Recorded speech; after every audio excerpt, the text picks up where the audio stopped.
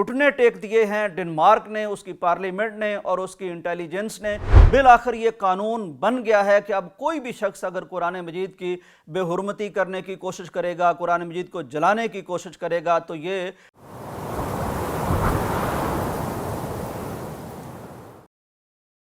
السلام علیکم ناظرین اکرام، مسلمانوں کے لیے یہ بہت بڑی خبر ہے، بہت بڑی خوشخبری ہے کہ ڈنمارک جہاں سے مسلمانوں کو بڑی روح فرسا خبریں آیا کرتی تھی، کبھی قرآن مجید کو جلانے کی خبر نعوذ باللہ،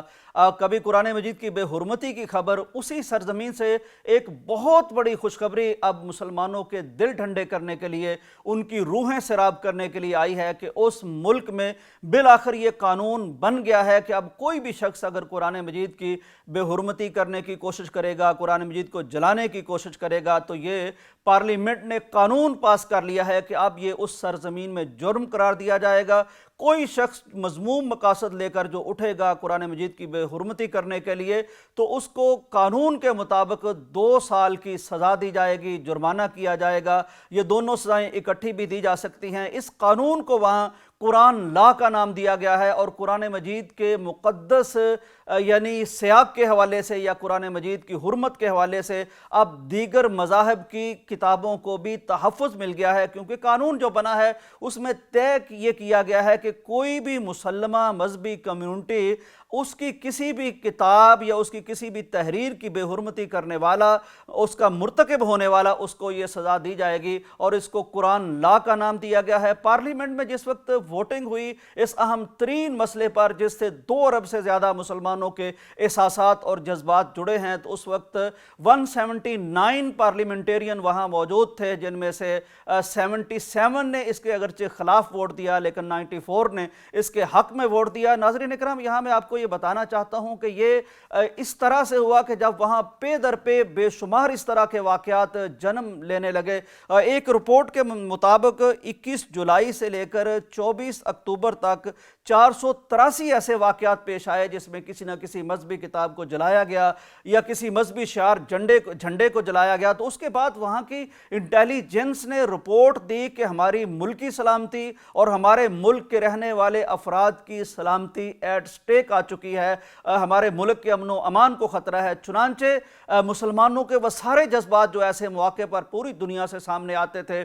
خدا نخواستہ جب بھی ایسا واقعہ پیش آتا تھا تو عالم عرب و عجم میں تمام مسلمان اس پر تڑپ اٹھتے تھے، ان کی روحیں تڑپ اٹھتی تھی اور ان کے دل جلنے لگتے تھے۔ چنانچہ وہ احتجاج کے لیے نکلتے تھے اور پوری دنیا دیکھتی تھی کہ مسلمانوں کی اپنے نبی کے ساتھ وابستگی، اپنے قرآن مجید کے ساتھ کمٹمنٹ ایسی مثالی ہے کہ دنیا میں جس کی مثال نہیں ملتی۔ چنانچہ ان کے جذبات کو دیکھتے ہوئے، ان کے احساسات کو دیکھتے ہوئے اور پوری دنیا میں ان کے رد عمل کو دیکھتے ہوئے، ان کے احتجاج کو دیکھتے ہوئے بالآخر گھٹنے ٹیک دیے ہیں ڈنمارک نے، اس کی پارلیمنٹ نے اور اس کی انٹیلیجنس نے، اور انہوں نے اب یہ طے کر دیا ہے، قانون پاس کر دیا ہے۔ یہ قانون اب ملکہ کے پاس چلا جائے گا، وہ اس پر دستخط کریں گے اور امید ہے کہ رواں سال میں ہی یہ قانون بن جائے گا۔ یہاں میں اس طرف بھی اشارہ کرنا چاہوں گا کہ وہ لوگ جو ایسے مواقع پر کہتے ہیں کہ مغرب میں چونکہ آزادی اظہار لاگو ہے لہٰذا ایسے مواقع پر مسلمانوں کو چپ رہنا چاہیے، احتجاج نہیں کرنا چاہیے، وہ دیکھ لیں کہ مسلمانوں کے احتجاج کے نتیجے میں آج یہ اللہ تعالیٰ نے نتیجہ دکھایا ہے کہ ان ممالک میں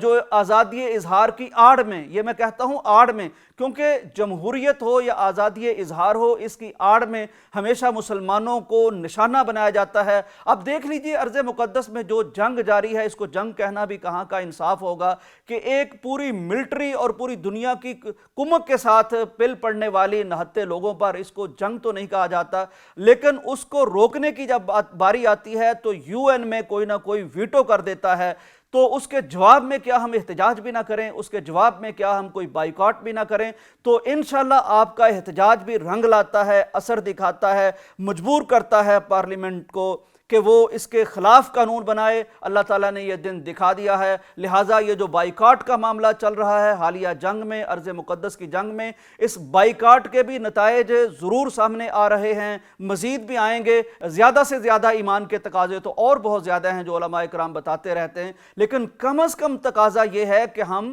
اپنا احتجاج ریکارڈ کرائیں، کیونکہ رسول کریم صلی اللہ علیہ وآلہ وسلم کا ارشاد گرامی ہے کہ کم ترین درجہ ایمان کا یہ ہے کہ ظلم کو دیکھتے ہوئے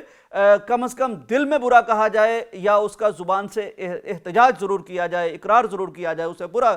کہا جائے، تو یہ بہت بڑی خوشخبری ہے جو مسلمانوں کے احتجاج کے نتیجے میں قرآن مجید سے ان کے انمٹ اور ناقابل تردید تعلق کی بنا پر سامنے آئی ہے۔ انشاءاللہ العزیز مسلمان اگر اسی طرح اپنی کتاب کے ساتھ جڑے رہے تو انشاءاللہ اور بہت سی دنیا کی تبدیلیاں یہ دیکھیں گے، بہت سے قوانین کو بدلتا ہوا دیکھیں گے۔ انشاءاللہ دنیا میں صرف مسلمان ایسی قوم ہے جن کی اپنے نبی